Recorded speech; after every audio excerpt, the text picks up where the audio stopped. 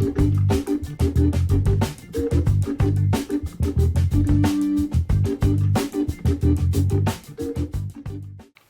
hey ManCave, this is Bob from the Bob's InSkill ManCave, and we're on part 3 of how to build a hidden shelf model railroad layout. In this episode, we are going to be putting the plywood underneath the shelf brackets, but first I have to cut some plywood. I'm going to cut 1/4 inch plywood, and I'm making the corner piece out of a 4 foot by 4 foot piece of plywood, and I have to cut out a section that I do not need. Then we're going to mount that on the bottom of the shelf. So let's get right down to cutting this board for you.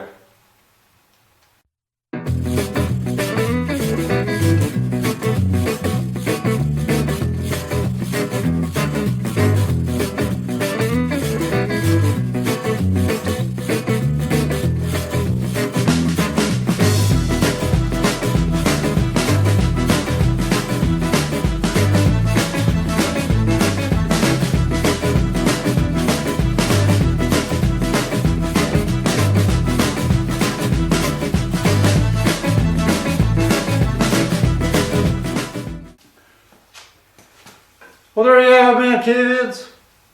I got a hole in my wood. Now I gotta go put it up on the layout. Let's go do that next. Okay, we've got our piece of plywood cut, and I have, as you can see, all the brackets put in place. And I have to put this piece of plywood into the corner. So I'm going to kind of measure it out here and see how it looks before I actually mount it.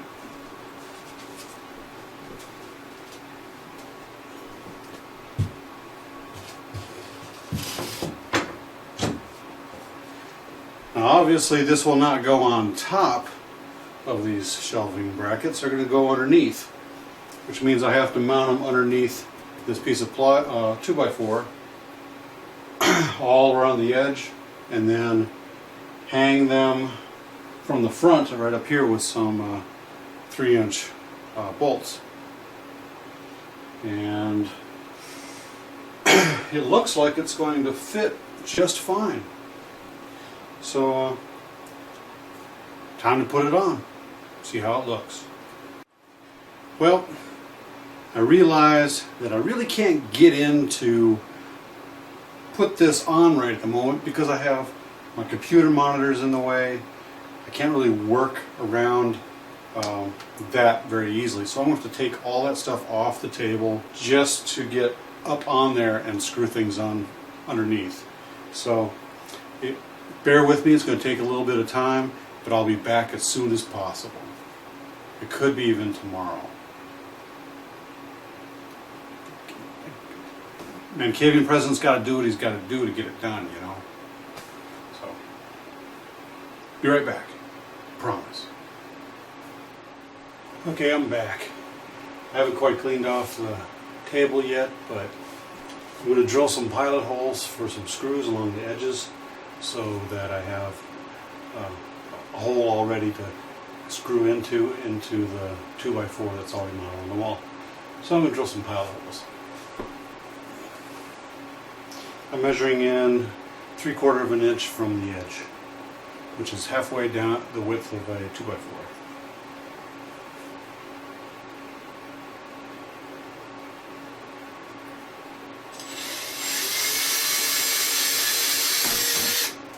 I did raise this off the carpet, so I don't go into the carpet. I put a shelf board underneath there just to raise it up, if you're wondering. Well, I got my holes drilled, and now I gotta turn it over. And I think I'm going to countersink it so that the heads of the screw will go down in it. I've got one of the tapered head screws, number 8, 3/4 inch I'm going to go with. So I'll do that. You don't have to watch. I'll be back after I get this whole thing tore apart and start putting it up.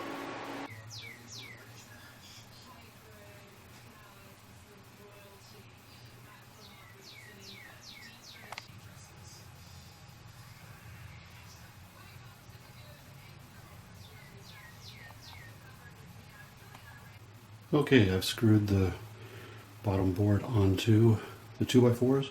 The corner pretty much holds itself up with just the screws on the 2x4s, but it's still pretty wobbly.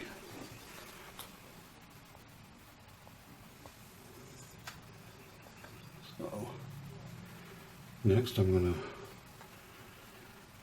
put the brackets on up here and drill some holes at the top here where I can put some screws and mount it all the way up. Once I get all the wood where I want it, I'll take it all back down and paint the bottom. Probably going to paint it black, just to kind of make it darker in there. And maybe I'll stain it, but I don't think so. I think I'll just paint it. And then I got to work on the other ends that go off to the sides on both ends. So that's going to be a different project. Okay, to hang this board onto here, you got to find out where you want to drill your hole in the board. So take a wire, a stiff wire, and drop it down in here. Make sure that it's straight. Take your handy dandy scaletrains.com pen and mark it on the board.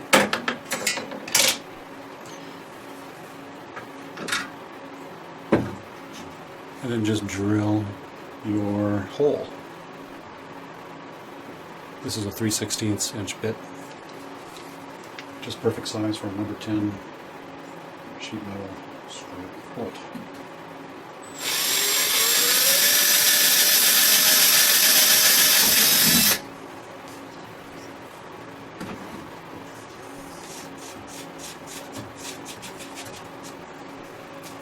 Clean up your mess.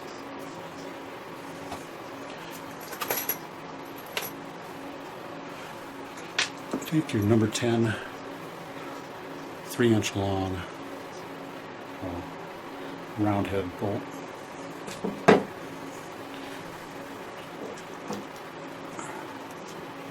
Shove it up through the bottom. It's nice and tight. Put your bracket in. The needle nose. Put the nut in the needle nose. Get your Phillips head screwdriver.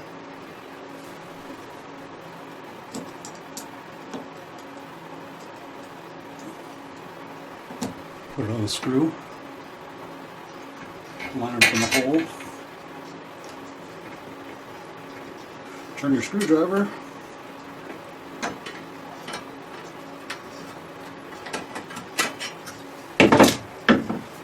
And it's hung. Adjust as required. Okay, the next step that I'm working on is putting the framework in for the helix, which is right down here.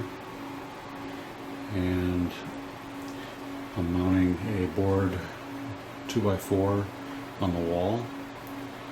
And another one will go off here to the side and go down here about 80 inches. This board right here, made it so it's level. Use a level across the gap there, and make sure your whole board is level all the way around the room. Otherwise it's just going to look odd. I also put in some more framework on the other end so that I can mount another 1/4 inch piece of plywood right across here. On the helix itself, I can't really put anything together until I get it mounted in place. So I'm positioning it away from the wall because that's where the track near the ceiling is going to have to be about that far away from the wall. So I've got to position it where I'm going to eventually run track.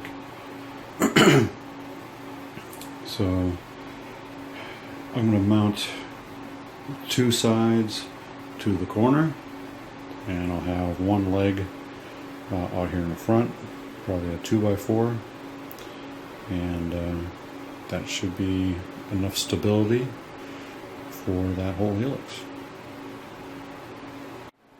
Okay, ManCavians, I am putting on this extra block of wood on each end. Screwed them in with number 10 2-inch screws, and these are going to be mounts for a couple hinges. Just took some regular old door hinges like that, and I'm going to mount the hinge like this, and we'll close. So it's going to match up with this mounting board right here, roughly right in that area on both ends, and sit up flush against this board right here when it's all done. Once I put these hinges on here, I can take this whole thing and rotate it up and put it in place, and all I have to do is put in one leg on the corner and maybe a leg on the other end as well. Haven't quite figured that out. I might just put another a brace down on this end to hold up that end to that mounting board, and it'll be quick and easy. I sure hope this works, because this is not going to be easy to put up 55 inches up off the floor. Well, here's the finished hinge on the left side. Basically, I attached the hinge to the helix side first, and then I leaned it up against the wall, and it is slightly taller than the bottom of my baseboard, so I had to kind of lean it in a little bit. As you can see, it sticks out about that far from the wall on the bottom, but it's mounted up there. It does go up, and as far as I can tell, it's flush and everything else. It's just going to be a matter of I got to get a leg on the mounted on the bottom to hold it all the way up, all the way. So that's what I'm going to do next.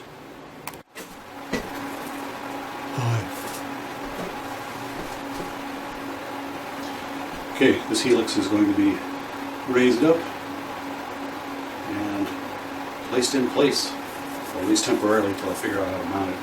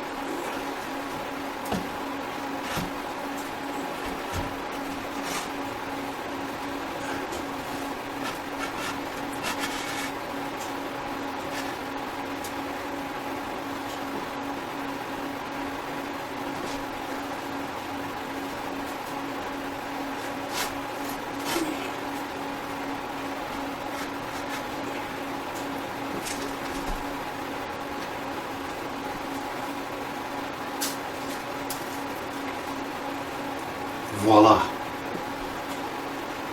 The helix is up. Now I have to secure these legs and put some leg levelers on the bottom, and anything else I got to do to mount this thing to the wall. So, on to the next step. Well, that's been part 3 of how to build a floating shelf railroad. And in this one we covered how to put the boards on the bottom of the shelving brackets and how to mount them.